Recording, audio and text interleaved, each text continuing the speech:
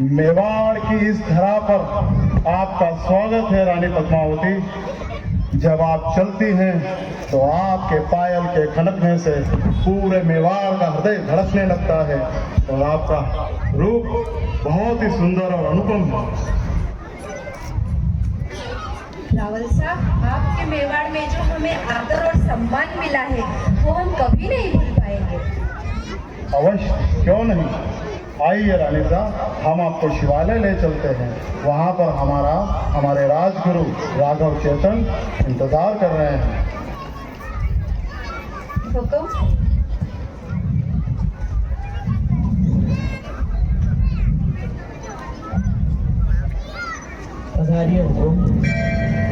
इनसे मिलिए। ये है राघव चेतन। हमारे सभी प्रश्नों का उत्तर हमारे राजगुरु और हमारी राजनीति वो भी इन्हीं की देन है। इनका आशीर्वाद दीजिए रानी साहब।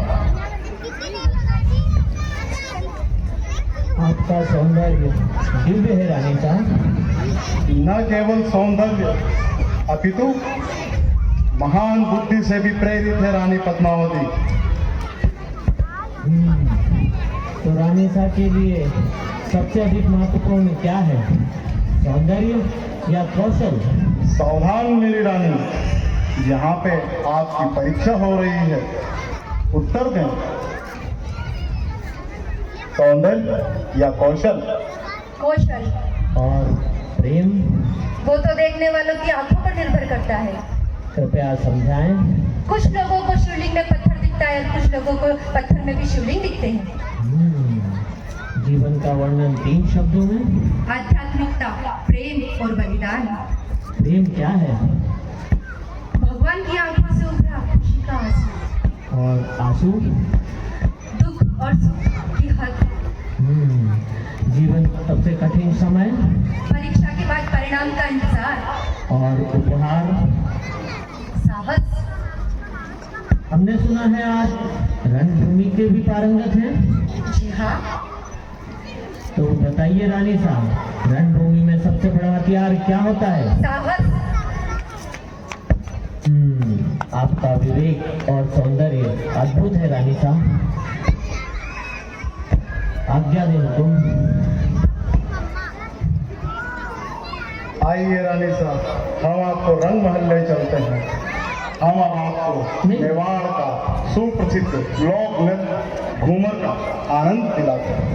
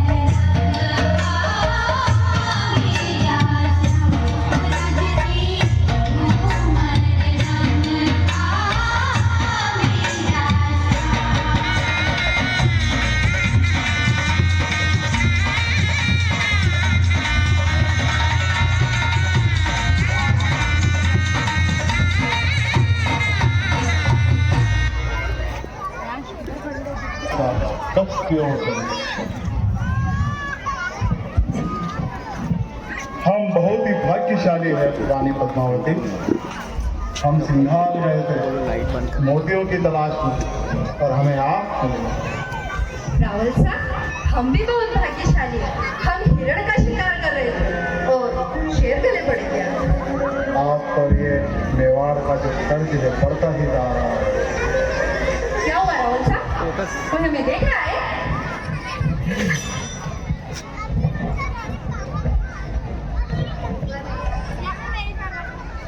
हमें चंदन की गंध आ रही है और पूरे चित्तौड़ में केवल एक ही आदमी है जो इस खुशबू का प्रयोग करता है।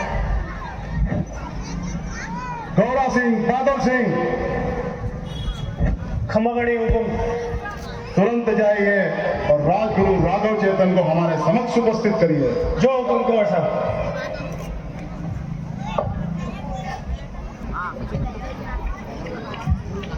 कुंवर साहब, राजगुरु आपकी सेवा में हाजिर है। इस समय बुलाने का कोई विशेष कारण? अपराध ही कुछ ऐसा है। अपराध? ये तो सुबह भी किया जा सकता था, इस समय? दोषी कौन है? आप है दोषी। जिसकी पवित्रता की प्रतिज्ञा पूरा मेवाड़ लेता है वो अपराधी है। जिसने आपको इस सिंहासन पर बैठना सिखाया वो अपराधी है। बताइए, कोई प्रमाण है आपके पास? गौरा सिंह, आपकी भुजाओं से ये बहता हुआ रक्त और हमारी कटार पे लगा हुआ ये लहू इस बात का प्रमाण है कि ये दुष्कृत्य आपने ही किया है। आपने जब राजा और रानी का एकांत भंग करने की कोशिश करी है, उसकी सजा केवल एक है, मृत्युदंड। परंतु मृत्युदंड क्षत्रिय धर्म के खिलाफ है। हम ब्राह्मणों का वध नहीं किया करते। क्षमा कीजिए रावल साहब, हम कुछ कहना चाहते हैं। जिसकी मिट्टी में मिलावट हो उसे इस मिट्टी से ही दूर कर देना चाहिए। इनके अपराध की एक ही सजा है, निर्वासन। निर्वासन यानी देश निकाला। हम हमारी रानी से पूर्णतः सहमत है। मुझे क्षमा करें हुकुम। क्षमा आपको? आप जिसके ऊपर हमें इतना भरोसा था, इतना विश्वास था, आप तो भेड़ की भेष में भेड़िया निकले। आपको तो इसी वक्त काल पोल्ट्री में बंद कर देना चाहिए। शायद काल पोल्ट्री की कालीनता आपको कुछ शालीनता सिखा सके। आप मेरी धर्म परायणता पर सवाल उठा रहे हैं, पर ध्यान रखिए, यह अपमान का घूंट मैंने पी लिया है, लेकिन इस हृदय में जलती हुई आग इस मेवाड़ को राख कर देगी। हुकुम, क्या मेरे जाने से पहले मेरा आशीर्वाद नहीं लोगे? गौरा सिंह, इन्हें देश के बाहर की सीमाओं तक छोड़ाओ। ठीक है, मैं जा रहा हूं इस मेवाड़ की धरती से बहुत दूर, लेकिन ये याद रखिए, अगर इस मेवाड़ को मैंने घुटनों पर ना ला दिया तो तुम आप समझिएगा कि राघव चेतन एक सिर्फ विचार था जो कि हवा में गुम हो गया। राजगुरु को देश निकाला दिया। देश निकाला के पश्चात राघव चेतन इस प्रण के साथ निकले कि मैं चित्तौड़ को नष्ट कर दूंगा। इसके पश्चात उन्होंने दिल्ली की ओर रवानगी की और जाकर मुगल राजा अलाउद्दीन खिलजी से संपर्क साधा। देखते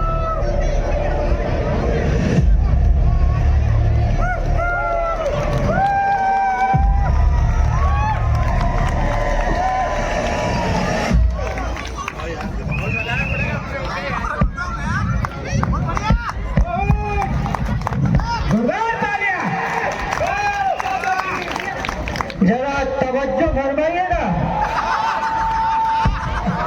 तेरे जमाल की तस्वीर खींच दो, तेरे जमाल की तस्वीर खींच दो।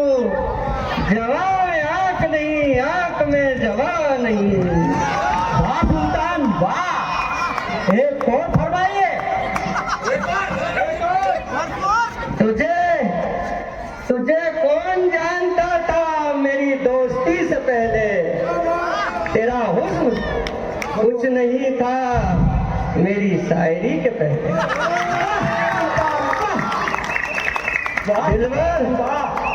दिलवर कपूर, ये शेर तेरे लिए। तेरी मोहब्बत पर मुझे कुछ शक नहीं, पर तुझे पता है ना कि मेरी फितरत भी कुछ कम नहीं।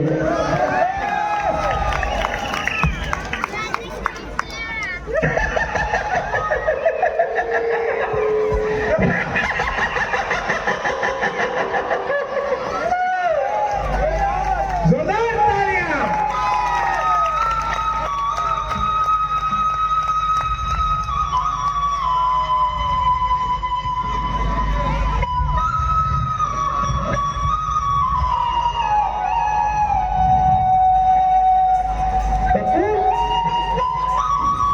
कपूर, मजिद कपूर। जी सुल्तान। ये धुन सिर्फ मैं ही सुन पा रहा हूँ या तुझे भी सुनाई दे रहा है? सुनाई तो मुझे भी दे रही है सुल्तान। आप कहें तो इसे सदा के लिए खामोश कर दूं? नहीं कपूर, नहीं। बड़ी मधुर धुन लगती है। जो ये बजा रहा है उसे मेरे पास लाओ। जी सुल्तान, आपकी खिदमत में और कुछ पेश करूं? तेरी यही अदा मेरी जान ले लेती है।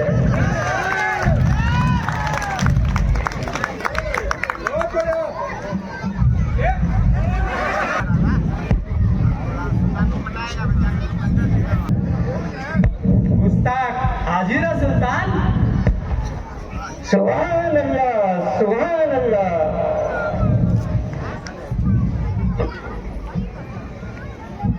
तारीफ करूं क्या तेरे हुस्न की, तारीफ करूं क्या तेरे हुस्न की, ताजा कली खिली हो जैसे गुलाब की। वाह सुल्तान, वाह।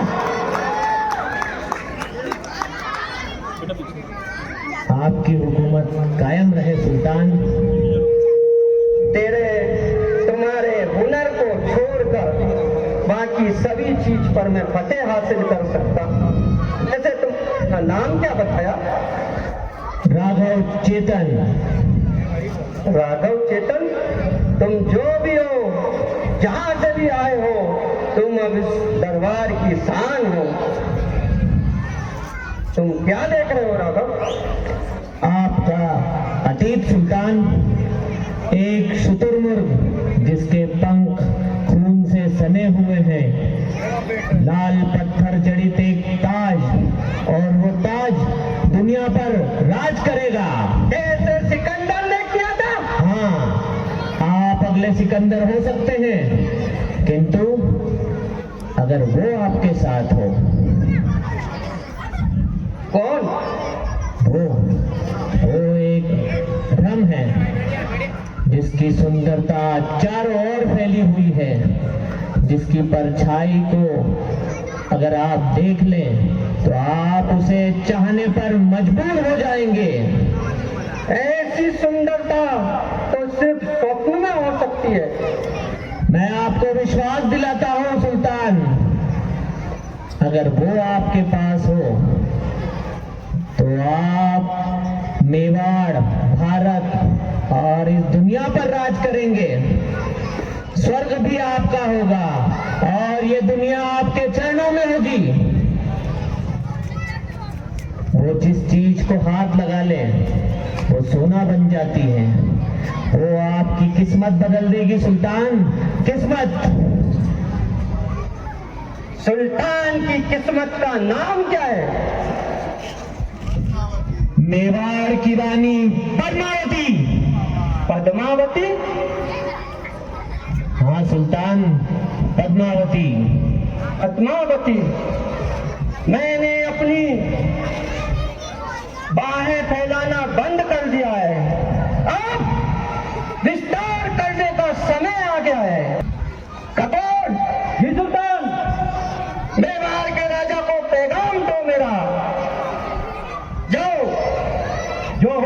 सुल्तान, राजा रतन सिंह के लिए दिल्ली के सुल्तान अलाउद्दीन खिलजी ने एक पैगाम भेजा है। मेवाड़ के राजा रतन सिंह को सुल्तान हिंद की तरफ से सेहत और सलामती। हमारी सालगिरह के मौके पर यह दावतनामा भेज रहे हैं। आप और आपका खानदान साथ आए और हमारी मेहमान नवाजी का एहसान उठाए, ताकि बाकी राजाओं की तरह आप और मेवाड़ सिकंदर सानी की तलवार के साए में महफूज रहे। आपका खैरंदेश सुल्तान हिंद अलाउद्दीन खिलजी। पैगाम लाए हो, हमारी गुलामी का पैगाम लाए हो। कह देना अपने उस दिल्ली के सुल्तान अलाउद्दीन खिलजी से कि उसके शस्त्रागार से ज्यादा सोना हम मेवाड़ी अपने सीने में रखते हैं। आप जा सकते हैं। सुल्तान साहिबान बुलंद रहे, इकबाल सुल्तान साहिबान बुलंद रहे। और हुकुम, सुल्तान को निमंत्रण ठुकराने का मतलब यह है कि वहाँ की सेना जो चित्तौड़ के आसपास आ जाए। आने दो गोरा सिंह, आने दो। दिल्ली के सुल्तान की सेना को आने दो। अब उनका सामना राजपूती मेवाड़ी राजपूत से है। उनका स्वागत भी हम राजपूती तरीके से ही करेंगे। पर कुंवर साहब, प्रजा में तो डर व्याप्त है। क्यों डरी है प्रजा? किस बात का डर है? सभी बच्चों और महिलाओं को बोलो कि किले के अंदर आए। सारे पुरुषों को बोलो कि शस्त्र उठाएं। जो हुकुम कुंवर साहब। रावण साहब, दुश्मनों ने हमें चारों तरफ से घेर लिया है और हम नवरात्र मना रहे हैं। आप ऐसा क्यों सोचती है रानी साहब? दुश्मन ने हमें घेरा है। दुश्मन हमारे द्वार पे खड़ा है। उस दुश्मन की मजबूरी देखो, न वो अंदर आ सकता है, न पीछे जा सकता है। वो केवल पहरा दे सकता है। लेकिन हमारे पास में तो कुछ ही दिन का भोजन शेष बचा है। जानते हैं रानी साहब, हमारे पास कुछ ही दिनों का भोजन अवश्य शेष है, परंतु ये बात आप और हम जानते हैं। वो नहीं जानता जो द्वार के उस ओर खड़ा है। हे भवानी, हमारी कठिनाइयां बढ़ती जा रही है। कठिनाई? चिंता को तलवार की धार पे रखे वो राजपूत। रेत की नाव लेकर समंदर से शर्त लगाए वो राजपूत, और सर कट जाए और धन लड़ता रहे वो राजपूत। आपको नहीं समझती है? क्षमा करिए हुकुम। क्या संदेश लाए हो गोरा सिंह? हुकुम, सुल्तान को संदेशो आयो है कि वो रानी साहब ने बस एक बार देख बुझायो, बस एक बाद चलो जाए। अगर ये बात है तो सुल्तान को किले के अंदर बुलाया जाए। इस दुविधा को यही खत्म कर देनी चाहिए। रानी साहब, अपने इस निर्णय पर दोबारा विचार करें। हमारा यह निर्णय उचित है। अगर विशेषकर मैं चित्तौड़ के युद्ध का कारण बनूं तो ये फैसला उचित है। गौरा सिंह, आप अलाउद्दीन खिलजी को किले के अंदर आमंत्रित कीजिए। जो हुकुम कुंवर साहब। रानी पद्मावती, आपका ये कर्ज और बढ़ गया है हमारी इस मेवाड़ की धरा पर। हम इसे कैसे चुका पाएंगे?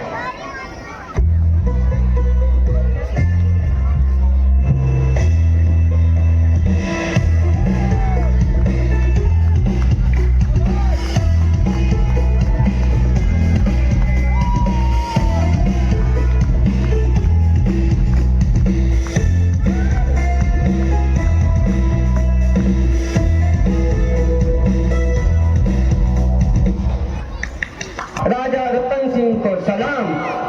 मैंने मान लिया है, ना तो राजपूत सर झुकाते हैं और ना अपनी तलवार।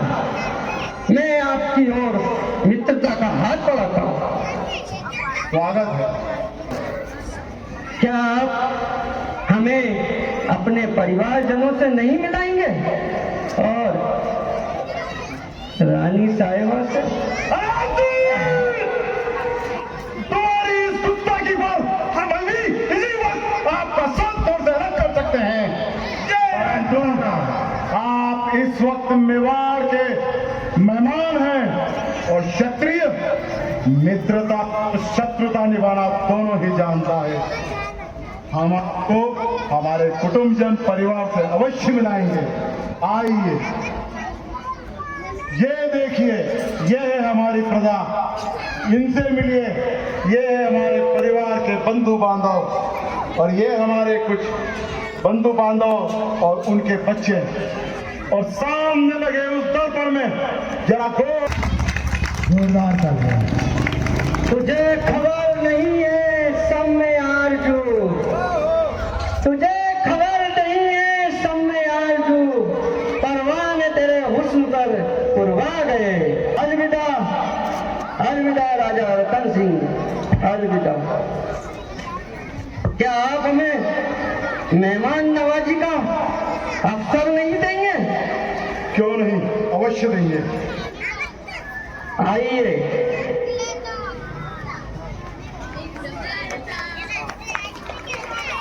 बटन बटन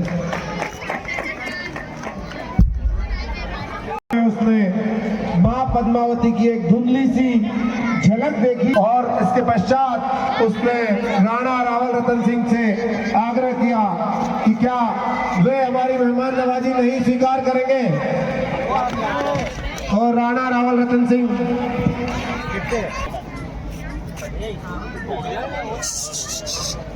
हे मातृभूमि, हमें चित्तौड़ के गौरव की रक्षा करने की शक्ति प्रदान करें।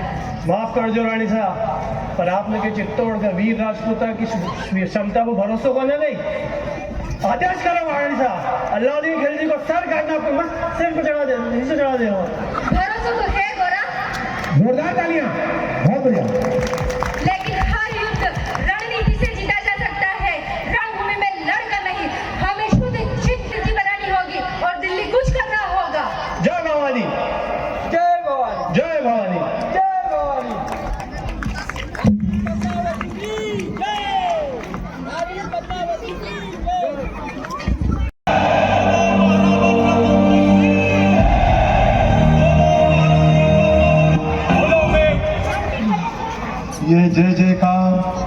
ये जय जयकार का असली हकदार मेवाड़ का वो क्षत्रिय पुरुष है जिसने आज अपने प्राणों की आहुति देकर मेवाड़ की शान बचाई है। ये चित्तौड़ आज के बाद गौरा बादल के बलिदान से जाना जाएगा।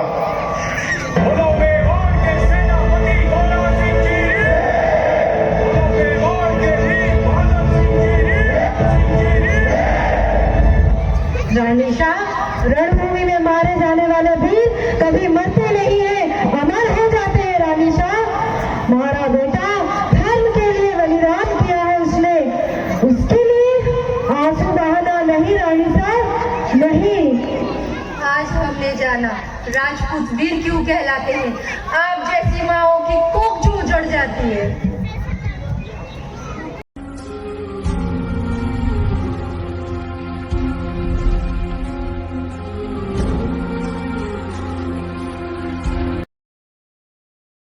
क्षमा गणी, माफी चाहूँ रानी साहब, पर मैं आज आपसे एक सवाल करना चाहती हूँ।